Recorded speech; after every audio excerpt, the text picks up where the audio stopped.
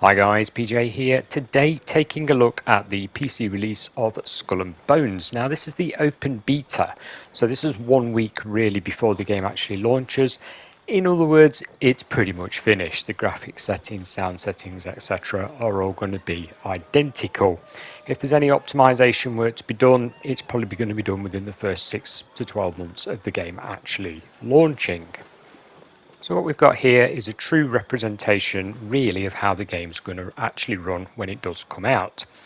Overall, I'm quite satisfied with it. We've tested this, which is what you can see right now, on an RTX3080, and later on I've got some footage from an RTX3060 6GB, and I do show all the settings that these graphics cards are actually running. So here you can see I'm running 1440p in this particular setup, and it's nowhere near max the graphics memory out. The CPU on this particular piece of footage is a Ryzen 7 2800, and there's 16GB of DDR4 RAM. The game is installed on a M2 SSD, and we're recording to another M2 SSD. Windows itself is Windows 10 Pro, and that is installed on a separate SSD. So hopefully there's no slowdown using NVIDIA Shadow Play to record this footage. There certainly normally isn't, so it shouldn't cause any problems. FPS is always above 30, even though, as you can see, I've pushed the settings pretty high on this particular game. We're running NVIDIA DLSS quality. Balance does do a decent boost. You've also got AMD FSR as well as some of the more common ones. But overall, it runs well. It looks really nice. I do think it's a nice looking game. It actually plays well. Whether or not the game is good or not, I don't know. We'd have to play some more time into it and see. I've currently played around 6 hours across different platforms, and that does include PS5. From what I can tell, the PS5 is running high settings pretty much across the board. There's a couple of cutbacks in shadow departments and things like that, but it's a good looking game on the console. Same for the Xbox Series X. There's not much in it between those two. It's all adaptive resolution. It's not native 4K, that's for sure. Anyway, back to the question in hand. Is there any problems with this? Well, yes, but not really graphics or performance related, which is a nice thing to say. On a lot of Ubisoft games you'll get the stuttering and the other problems. This didn't seem to encounter this, and we've sort of tested this, like I was saying, on a 3060, a 2080 Super, which is this one, and also an RTX4070 Ti, again at 2K. No stuttering on any of those cards whatsoever. The game was nice and smooth, which is great. However, network problem, that's another scenario. The network on this at the moment in this open beta, bearing in mind it's a free weekend, so in other words everybody is probably playing this, the servers are probably getting hammered. But yes, I myself have had 2 crashes to desktop where we've had the option to report an error. My wife, who plays on the RTX 3060, she's had the game completely blue screen and crash, so she's had to completely reset the computer. Not ideal. That's only happened a couple of times, but I thought it'd be worth pointing out.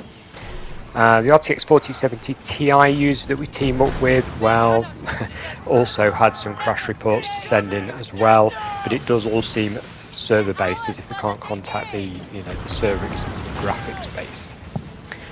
Other things worth mentioning on this, I mean, I'll let this play out so you can see the FPS and CPU usage and stuff. It's all pretty low. It's sort of 60%, 70%. It's not maxing anything out on the settings that you've got there. But the other things worth mentioning is sound. Guys, this game supports everything.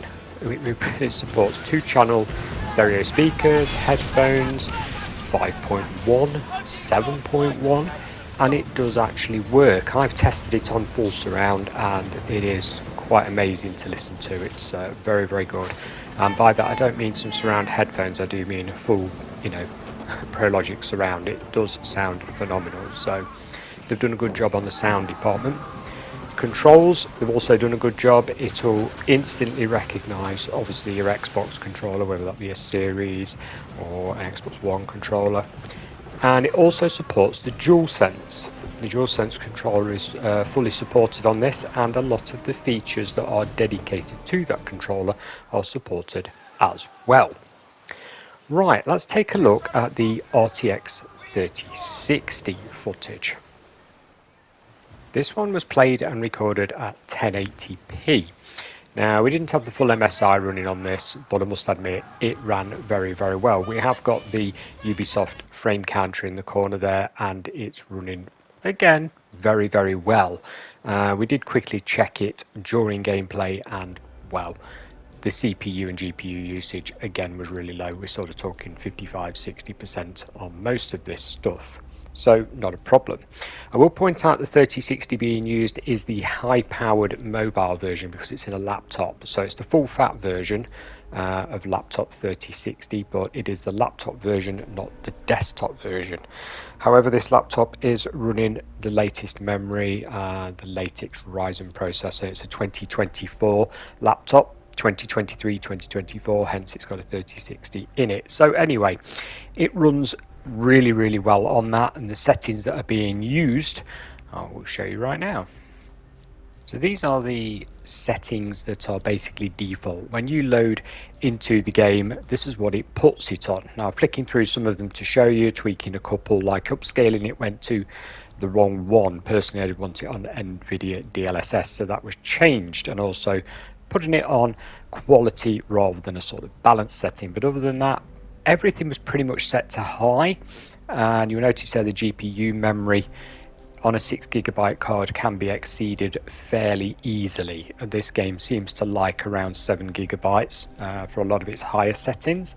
That being said, you can achieve a very nice looking game on a 6GB card and no performance problems whatsoever. So how does it play and what are the recommended settings? Well, recommended is similar to what it actually achieves when you first load it in, but stick it on DLSS. Now, if you want performance, yes, you're going to get a lot 60 if you put it on performance DLSS. If you put it on quality, you're going to hover sort of between 30 and 70. So it's sort of up to you where you go with that and what you think with it. But what I'm going to do now is basically show you some footage of the game running, like I was saying on that, and then we're going to show right at the end of it every single setting and option that the game has, including all the subtitle languages and all the sounds available as well. So in other words, all regions across the world, and all the other options such as imports, controller, mouse, keyboard, audio, everything. I'll leave that to the end of the video just in case you want to see it all, but for me that's all. Hopefully this was helpful, guys. Thanks for watching. Bye for now.